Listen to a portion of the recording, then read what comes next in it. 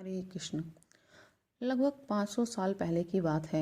संवत 1535 में दक्षिण भारत से एक तेलंग ब्राह्मण लक्ष्मण भट्ट तीर्थ यात्रा के लिए उत्तर भारत का भ्रमण कर रहे थे। वैशाख मास था। वे उस समय अपनी पत्नी इलमागारू के साथ काशी में थे। अचानक सुना गया कि काशी पर यवनों का आक्रमण होने वाला है, अतः वे दक्षिण की ओर चल पड़े। रास्ते में चंपारण्य नामक वन में इलम्मा ने पुत्र रत्न को जन्म दिया। वैशाख कृष्ण एकादशी थी। माता ने महानदी के निर्जन तट पर नवजात बालक को छोड़ दिया, पर माता की ममता ने करवट ली। लक्ष्मण और इलम्मा बालक को लेकर काशी लौट आए। हनुमान घाट पर रहने लगे। बालक अद्भुत प्रतिभा और सौंदर्य से संपन्न होने के कारण सबका प्रिय पात्र था।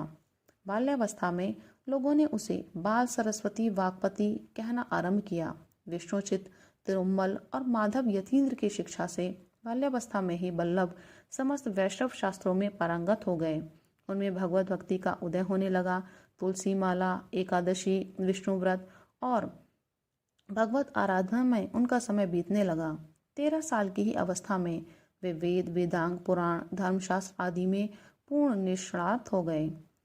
धीरे धीरे उनकी कीर्ति फैलने लगी।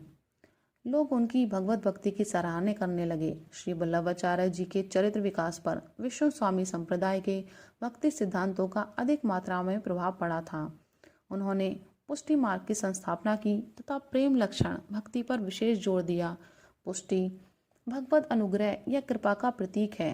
उन्होंने वात्सल्य रस से ओतप्रोत भक्ति पद्धति की सीख दी। भगवान के यश लीला गान को वे अपने पुष्टि मार्ग का श्रेय मानते थे। श्री वल्लभ के जीवन का अधिकांश समय व्रज में बीता। वे अड़ैल से ब्रज आए। अड़ैल से व्रज आते समय उन्होंने गौ घाट पर महाकवि सूरदास को दीक्षित किया। 2 या 3 दिनों बाद उसी यात्रा में विश्राम घाट पर कृष्णदास अधिकारी को पुष्टि मार्ग में सम्मिलित कर ब्रह्म संबंध दिया।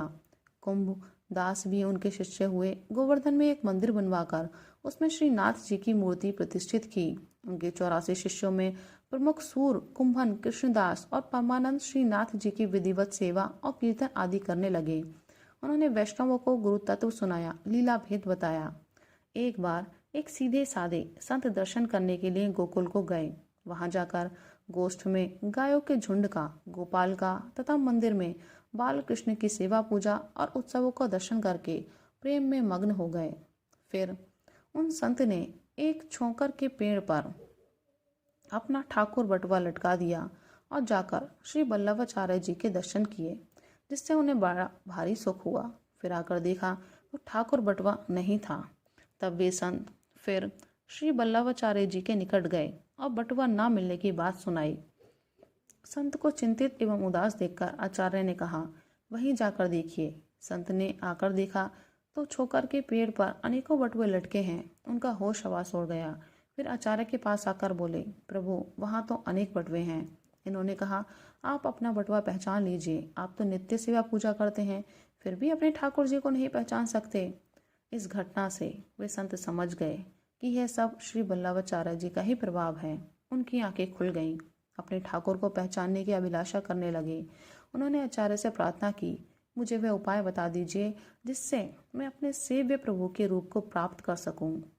आचार्य ने कहा, हृदय से प्रेम करो, भाव भक्ति पूर्वक सेवा किया करो, क्योंकि यह प्रेम मार्ग अति विचित्र और सुंदर है। आप वहीं छोकर के वृक्ष पर जाकर देखो। इस बार आकर उन्होंने देखा तो केवल अपने ही ठाकुर जी दिखाई पड़े। तब तो ये अति आनंदित हुए। उन्होंने ठाकुर जी को हृदय से लगा लिया। उनकी आंखों में आंसू भर आए। आचार्य की कृपा से उन्होंने भक्ति के स्वरूप को जान लिया। श्री वल्लभाचार्य महान भक्त होने के साथ ही दर्शन शास्त्र के प्रकांड पंडित थे। उन्होंने ब्रह्म सूत्र पर बड़ा सुंदर अणु भाष्य लिखा है और श्री भागवत के दशम स्कंध तथा कुछ अन्य स्कंदों पर सुबोधनी टीका लिखा है। श्रीमद् भागवत को वे प्रस्थान नत्रयी के अंतर्गत मानते थे। उनके परमधाम पधारने के विषय में एक घटना प्रसिद्ध है। ये अपने जीवन के अंतिम दिनों में अड़ैल से लौटकर प्रयाग होते हुए काशी आ गए। एक दिन हनुमान घाट पर गंगा स्नान करने गए। जहाँ पर खड़े होकर आप स्नान कर रहे थे, वहाँ से एक उज्जवल ज्योति शिखा उठी और आप सधे ऊपर उठने लगे और लोगों के देखते ही देखते आकाश में लीन हो गए। इस प्रकार 1587 आषाढ़ शुक्ल 3 को 52 वर्ष की अवस्था में आपने अलौकिक रीति से यह लीला संवरण करके गोलोक को प्रयाण किया। राधे राधे।